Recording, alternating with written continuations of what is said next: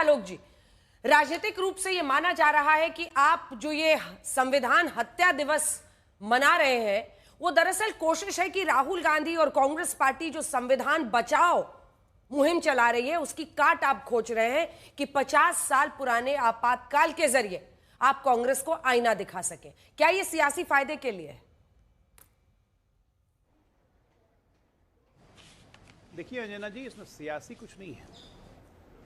आपातकाल इस देश के लिए, हमारे लिए, आपके लिए, सबके लिए एक काला अध्याय था। देखिए ट्रेजेडी यह है कि भारत विश्व का सबसे बड़ा लोकतंत्र है, लेकिन इस लोकतंत्र में कोई लोकतांत्रिक नेता का तानाशाह बनना एक दिव्य स्वप्न लगता है, जिसको इंदिरा गांधी ने पहली बार साकार किया, इसमें कोई शक नहीं है।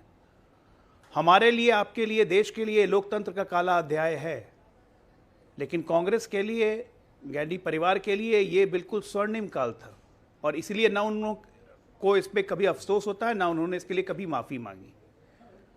आज ये जानना बहुत ज़रूरी है आने वाली पीढ़ियों को और वर्तमान पीढ़ी को कि इमरजेंसी थी क्या भाई। 19 एक बार मिला के 93 बार कांग्रेस सरकारों ने अभी तक धारा 356 का उपयोग किया, सरकारें गिराई, स्टेट्स में गिराई, और एक बार धारा 352 का उपयोग किया जिसमें इमरजेंसी लगी। क्या था इमरजेंसी? आज जिस तरह से अंजना ओम कश्यप बैठ के बात कर रही हैं, ये इमरजेंसी में अलाउड नहीं था। आज जिस तरह से पेपर में एडिटोरियल निकलते हैं और पेपर में सारे खबर मिलते हैं, ये इमरजेंसी में अलाउड नहीं था। इमरजेंसी जब लगी 25 जून को, तो 27 जून की सुबह में सारा एडिटोरियल इस देश का ब्लैंक था, ये विरोध में था, प्रोटेस्ट किया गया था। इसी दिल्ली के बहादुर शाह जफर मार्ग में सारे न्यूज़पेपर्स की बिजली की रातों रात काट दी गई थी। मीसा का कानून लगा कि 1 लाख लोगों को अरेस्ट कर लिया गया था। आर्टिकल 19 को निरस्त कर दिया गया था, आपके फंडामेंटल राइट्स नहीं थे। अगर इमरजेंसी के दौरान किसी को गोली मार दी जाती थी तो वो न्यायालय भी नहीं जा सकता था। इसको संविधान बचाना कहते हैं।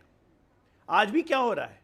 कांग्रेस वही है, मानसिकता वही है, कार्य भी अजय जी जहां राज्यों में है, वहां पे अधिकारों का दमन। पर वो ये कहते हैं कि सारी देश की जो संस्थाएं हैं उस पर इस वक्त आपका अघोषित इमरजेंसी लागू है। इस पर आपका क्या जवाब है? वो तो हर संस्था पर कहते हैं कि आपका घोषित इमरजेंसी है, चाहे वो देश की अदालतें हो, चाहे चुनाव आयोग हो, हर जगह उनका ये सीधा आरोप है।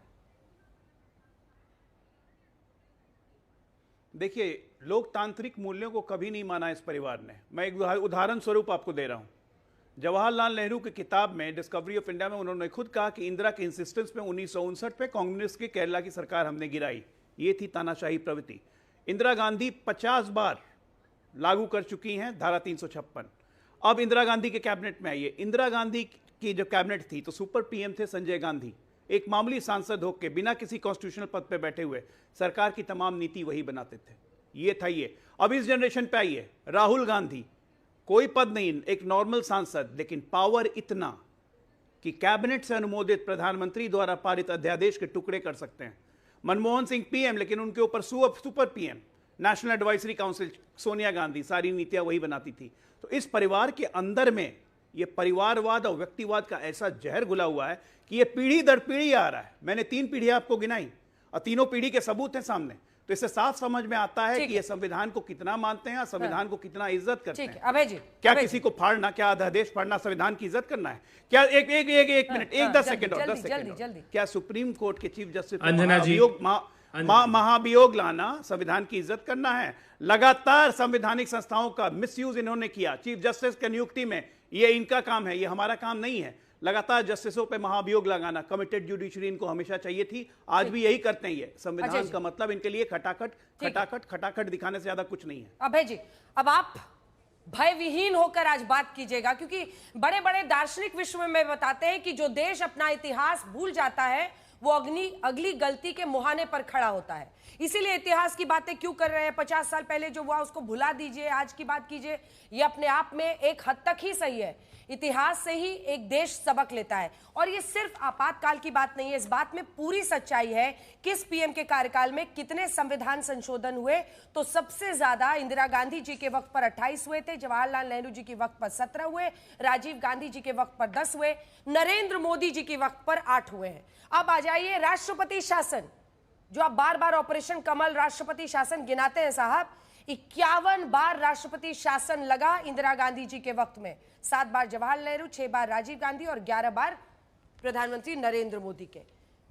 जय हिंद दोस्तों, अभिषेक ऑफिशियल टीम में आपका स्वागत। आपने इस डिबेट के वीडियो में देखा होगा कि सिर्फ बातें चल रही है कि इमरजेंसी क्यों लगा था, इमरजेंसी के समय क्या क्या हो रहा था। जो लोग बातें कर रहे हैं और कांग्रेस के प्रवक्ता उसे डिफेंड करने में लगे हुए हैं, लेकिन ये तो एक सच्चाई है कि वहाँ लगाया गया इमरजेंसी, लेकिन इंदिरा गांधी ने कुछ सोच कर लगाया था। तरह तरह की बातें होती है, सरकार कोई भी फैसला लेने से पहले बहुत सारी चीज़ें सोचती है।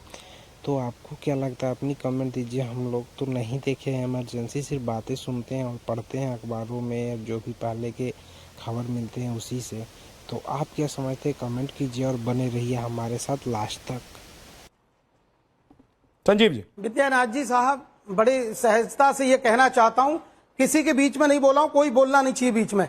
इन लोगों की राजनीति सेकने की आदतें हैं। ये लोग अयोध्या राम मंदिर, जब राम मंदिर के पक्ष में इन लोगों पर, राम भक्तों पर गोलियां चलवाते हैं, अपनी वोट बैंक को तैयार करने के लिए ये लोग इस तरह का प्रोपेगेंडा कर रहे हैं। इनका ये कोई तरीका नहीं है। और कोई व्यक्ति अग्निहोत्री लिखने की औकात नहीं रखता है। जो व्यक्ति यादव है या जो व्यक्ति और कोई है, या मैं अगर अग्निहोत्री हूं, मैं कोई और हूं, तो कोई भी व्यक्ति का दूसरा टाइटल लेने की औकात नहीं रखता हूं। लेकिन इस तरह का ये पक्ष लेते हैं, उसका पक्षपात करते हैं, ये कोई धर्म नहीं है, ये कोई तरीका नहीं है।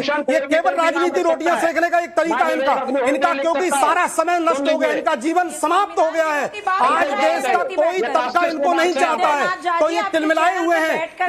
इनका जीवन समाप्त हो गया है और ये इस तरह से राजनीति रोटी से। अरे भाई, आप किसी मंदिर में बिना स्नान के कैसे चले जाओगे? आप किसी मंदिर में बिना इजाजत के कैसे नेहा जी और विवेक जी, मैं समझ रहा हूं, मैं उस पर आऊंगा, रुक जाइए, लेकिन उनको बोलने दीजिए एक बार। बोलिए। बिना तरीका के कोई तरीका नहीं। एक मिनट रुकिए, मैं भी संविधान को जानता हूं, बोल नहीं है, मैं पढ़ा हूं संविधान। मुझे आप लोग संविधान चलाकर मत समझाइए संविधान को, मुझे मत सिखाइए सर। संविधान लेकर घूमना मेरा काम नहीं है। संविधान में अगर आप लोग लेफ्ट राइट करेंगे तो उसको बचाना मेरा काम है। इसलिए रुक जाइए, मैं आऊंगा उस पर जो संजीव अग्निहोत्री जी कह रहे हैं, उस पर मैं आऊंगा, लेकिन पहले संजीव जी को अपनी बात कहने दीजिए। ब्राह्मण सर्वश्रेष्ठ होते हैं।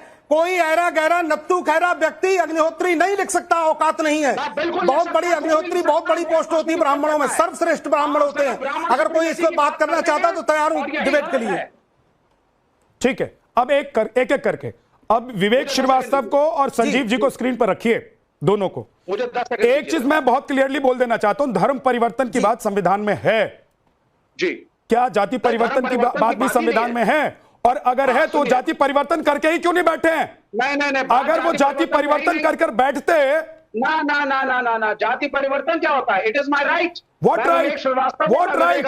इवान झा, सोहेल झा, एक मिनट, होल्ड ऑन। नहीं, आप अगर श्रीवास्तव में तो झा लिखते हैं क्या? नहीं सर, आप लिख सकते हैं, मैं लिख सकता हूं, लेकिन क्या लिखते हैं क्या?